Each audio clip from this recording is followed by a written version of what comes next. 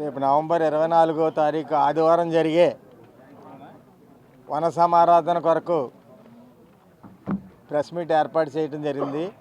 Press సోదరులందరికీ కూడా నా హృదయపూర్వక నమస్సుమాంజలి తెలుపుతున్నాను.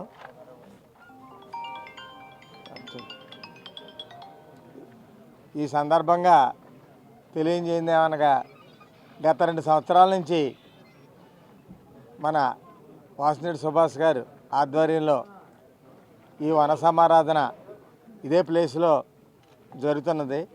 మొదటి సంవత్సరం దాదాపు 50 నుంచి 60,000 మంది ఇందులో పాల్గొనడం జరిగింది. తదుపరి 2వ సంవత్సరం మొన్న 23లో జరిగినది దాదాపు 1,00,000 మంది పైబడి ఈ వన సమారాధనకు వచ్చారు. ఇది ప్రత్యేకంగా కులానికి సంబంధించిన షెడ్యూల్జా ఉభయ రాష్ట్రాల వన సమారాధన ఇది. దీనికి పార్టీ ముద్ర కానీ ఇతరితర వర్గ ముద్ర కానీ ఏమీ లేదండి. ఇది పార్టీలకు అతీతంగా ఓన్లీ షెడ్యూల్జా సోదరులు, షెడ్యూల్జా కుటుంబం అంతా ఏర్పాటు చేసుకునే వన సమారాధన.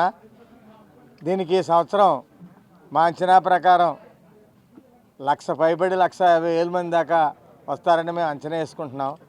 ఈ అంచనా ఏంటంటే మేము మా సోదరులందరూ కూడా మా టీము ఊరూరా తిరిగి అందరి దగ్గర నుంచి కూడా భరోసా తీసుకుని వచ్చారు. అందరూ కూడా ఉత్సాహంగా ఇందులో పాల్గొనడానికి చాలా ఉత్సాహంగా ఉన్నారు.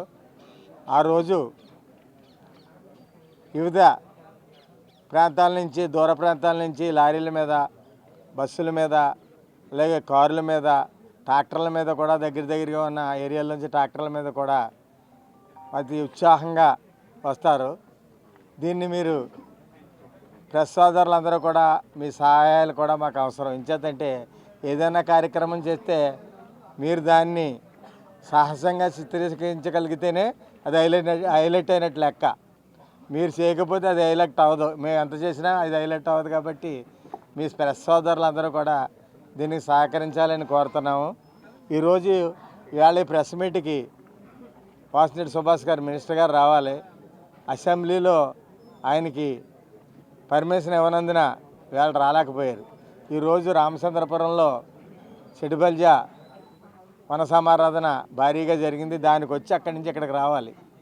నేను దానికి హాజరవటం వల్లే ఇక్కడ కొంచెం లేట్ అయింది. మీరు అన్యదా భావించొద్దు.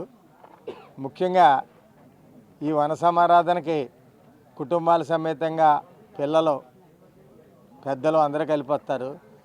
అన్నీ కూడా వినోద కార్యక్రమాలు ఉంటాయి. అందరికీ కూడా కడ వరకు భోజనాలు